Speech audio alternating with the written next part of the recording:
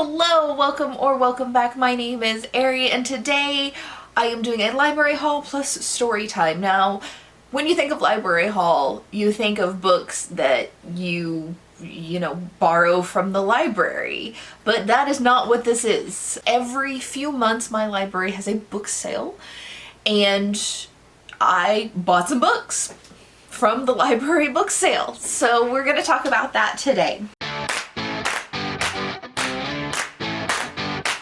As I just said, every few months my library has a 3-day book sale, and each day is kind of different. Day 1 is the Friends of the Library sale. These are people who regularly donate to the library or join the monthly Friends of the Library donation plan, and they get early access to all of the books that the library is selling, whether these are donations or things that they're taking off the shelf. Whatever. Forgive me if I've got this wrong, but I believe mass market paperbacks are $1, trade paperbacks are $2, and hardbacks are $4 unless otherwise marked. And then day 2, same thing, but they open it to the public. So anybody who wants to go can go. Day 3 is a completely different thing. In day 3, they give you a brown paper bag when you walk in, and you could put whatever you want in that bag, and it costs you $10 for the bag. So obviously I attended on day 3. I would have gone earlier, but I just didn't have the time. So I attended day 3, give you a bag when you walk in the door. This place is crowded and it's not air conditioned. So that was fun. In the selection, I mean, after 2 days of library sales, the selection isn't great, but I was kind of interested in the whole idea of a bag sale, and I wanted to support my library. In this video today, I'm going to go over everything I put in that bag and why I picked it up. It's not the most exciting haul because limited selection. So we get there, the place is crowded. There are a lot of people who I believe are used book resellers. This was the weirdest situation in the world to me. There are people there on their phones picking up every single book and then pricing it on reselling apps to see how much money they can make off of it. That is absolutely insane to me. Wildly insane, but it is what it is, I guess. Good for them. There was one guy who had taken over an entire table and probably had $400-500 of books on there. I get trying to make money. I get the money's going to the library system, but people who actually want to come in there and buy books for themselves are not getting a whole lot of options because of these resellers. So it's a little back and forth with me on this one. I wasn't super mad, but it was I kind of wish that I had the option to look at some of these books and buy them for myself instead of these resellers grabbing them. There were also people like me who were there for the experience. I wasn't looking for anything particular. I didn't need any of these books. It was just kind of fun. But let's get into it. Grab my bag, and I'm gonna pull out all the books I got and tell you why I ended up picking that one. Quite a few years ago, I had a storage unit that I kept most of my stuff in.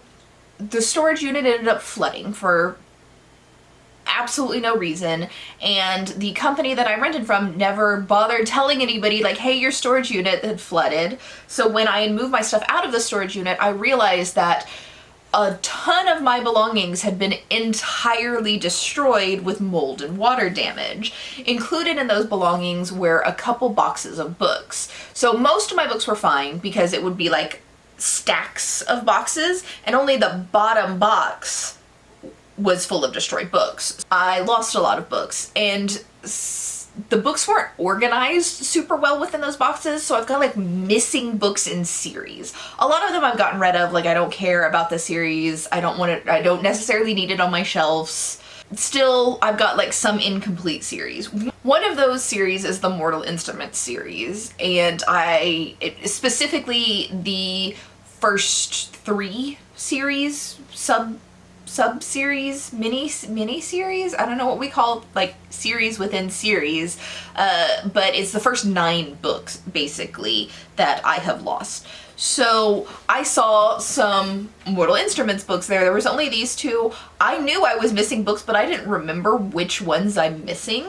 But I definitely was missing the first book, which is City of Bones. This is the movie or television show tie-in cover. But, so it doesn't like match the rest of my series, but that doesn't super bother me. I also found City of Glass in there, which this is book 3. So I got book 1 and book 3. I actually already had this one. This was not one of the missing. So this one's gonna end up getting donated back somewhere to, I don't know if it's going to go back to this library system, if it's going to go into a little free library or something else, but I will not be keeping this one. But for now, I'm going to be keeping this one. If I end up finding like this cover design in this book somewhere else down the line, I might end up replacing this and getting rid of it. But first series that, or I guess the last series, since it's on the top of the thing, that I ended up grabbing was a couple of Mortal Instruments books. Sticking to the young adult section, I grabbed some other stuff. I randomly grabbed The One by Kara Cass. This was the only selection series book in there. I don't know why I thought The One was book 1, when book 1 is the selection, because it's the selection series. It was hot. I wasn't really thinking about it. I was just like, oh, I know that. I've read the selection series. I've read all of the books, but I read them as ebooks, so I don't have physical copies of them. But I want to do like a 24-hour series read through where I reread the entire selection series and then make a video about it. If you're interested in something like that for the selection series or any other YA series or easy to read series, let me know down in the comments. I'm happy to take suggestions and make videos like that. I really enjoyed making those videos for like the program and House of Night, so I kind of want to go back into like the early 2010s dystopian thing and reread some of this series, but I would like the physical books for it. So I figured if I can get this cheap and have at least one book in that series, it's a good start, right? So there we go. Next up, I don't know what this is about, but this was in the middle grade section, and it's called Darkness by Christopher Coveton, I believe is how you say his name. It's, like I said, middle grade, but it looked spooky. And October's coming up, a really short, easy, fun, spooky story. Seemed fun. And I needed more fodder for this bag. So I figured, you know what? I like the cover. Let's grab this one. I don't really know anything about it. Next up, Fangirl by Rainbow Rowell. So I haven't really read a lot by Rainbow Rowell, but I've heard so much about Fangirl and I've just never read it. So I figured, hey, it's there. Maybe this is my opportunity to read this book that I keep hearing about. So, like I said, I don't know really anything at all about this book other than I know the title and I know the author, and I've been hesitantly interested, but never interested enough to actually pick this up. But now I have an excuse because it's on my TBR. And the final one, I grabbed this because it was kind of ridiculous looking, is Gamer Girl, which I thought was a graphic novel, but it is not a graphic novel. It is just a regular novel. This is literally about a teenage girl who plays an MMORPG and kind of revolves her life around her elven princess character. Sounds silly. Like I said, I thought, like, based on the cover, I really thought this was a graphic novel, and I am only now, like, literally right now just realizing that it's a regular novel and not a graphic novel, but whatever. It promises to be fun. The final middle grade YA book section in here I got was Amari and the Night Brothers. I've read this. This is a fantastic book, and I just kind of want to put it on my shelf. So, if you haven't read this yet, I highly recommend it. I may end up giving this to my niece, but for right now, I have it. Fantastic story. Highly recommend. Moving away from the YA and middle grade section and into the adult section, I have a confession to make. When I travel, I habitually buy Nicholas Sparks novels in airport bookstores and read them on airplanes. Why I feel the need to cry in public on airplanes, I don't know. It doesn't make any sense. But I keep most of those books, and anytime I know I need a really good cry, I just pick up a Nicholas Sparks novel and read that, and I'm good to go. One of my favorite Nicholas Sparks movies, I've never read the novel, but one of my favorite movies, especially when I need short-term crying, like I need to cry now and I don't have time to read a book, is A Walk to Remember. So when I saw the novel version of A Walk to Remember at the library book sale, I had to pick it up. It's actually really short. I didn't realize this was this short. But the next time I need a good cry, I know exactly where to go. Next up is Nothing But Vibes, and this is Creatures of Want and Ruin by Molly Tanzer. I have absolutely no idea what this is about. This is 100% vibes because of this cover. Like, I literally just saw this cover and I was like, I don't know what this is about, but I want this book. And I'm not gonna read the back of the book. I don't actually care what it's about. We're just vibing here. I've got mushrooms. Next up is another series, and this is one of the complete total series that I lost in that flood. The series that I picked up is incomplete. This isn't all the books in this series. Also, every single one of them is a different publication, so none of them match each other. But this was my mother's favorite book series growing up, and it is Clan of the Cave Bears by Jean Auel. I kind of want to reread this. I haven't read this since high school, which was a very, very, very long time ago, so I kind of want to reread Clan of the Cave Bears. But these are very, very long, very thick books, and as I said, none of these match each other.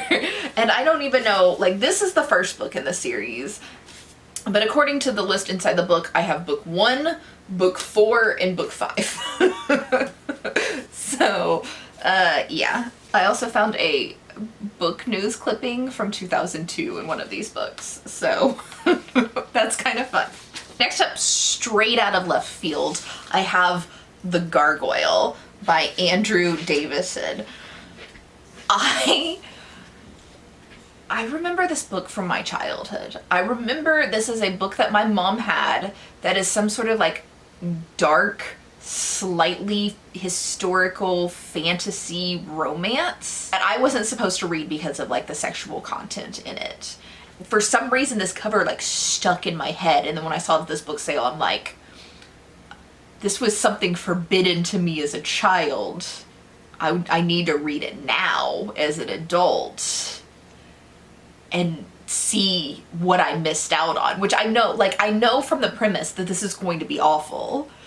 But it's just one of those things that I was always curious about as a kid, so maybe as an adult I should slack my curiosity and then know that I did not actually miss anything by not reading this book. Next up, I just happened to find An Absolutely Remarkable Thing by Hank Green in the literal 2-shelf fantasy sci-fi section that they had. This is another one of those books that I've heard about for years, always been mildly interested in it, but never actually had an excuse to pick up. So I saw it and I was like, hey, let's put it in the $10 bag, and then maybe I'll get to reading it sooner rather than never. Towards the bottom of my bag, so this was either one of the first books I picked up, or it's so skinny that it kind of fell down the side and made its way to the bottom, is A Haunted West Virginia, so Ghost and Strange Phenomenon in the Mountain State, by Patty Wilson. Do I live in West Virginia? No, I live in Pennsylvania. Why this was at a Pennsylvania library, I don't know. I was just like, hey, ghost stories. And so I grabbed it, because I love spooky season. And this is probably going to be ridiculously bad, but it's very short and I think I'll have a lot of fun with it. And then the last two I found in the nonfiction section. They are both biographies. Well, one's an autobiography and one's a biography. So the autobiography is Tina Fey's Bossy Pants. I've seen, like, I saw this book forever. Like, this was a very, very well publicized book. And I was like, you know what? Why not? Why not pick it up and maybe I'll enjoy it? The other one is a biography of Bette Davis, who is a golden age cinema actress, and I always liked Bette Davis. So I was like, you know what? Maybe I can read a biography on Bette Davis and maybe it'll be really cool. So 2 biographies about 2 ladies. Why not? 17 books for $10 I think is a pretty decent price. Even if these aren't the most exciting books in the world, the experience was fun. I got to support my local library and I kind of had fun talking to y'all about like why I ended up picking these random books. Thank you for joining me today. I will see you next week with next month's TBR. Bye!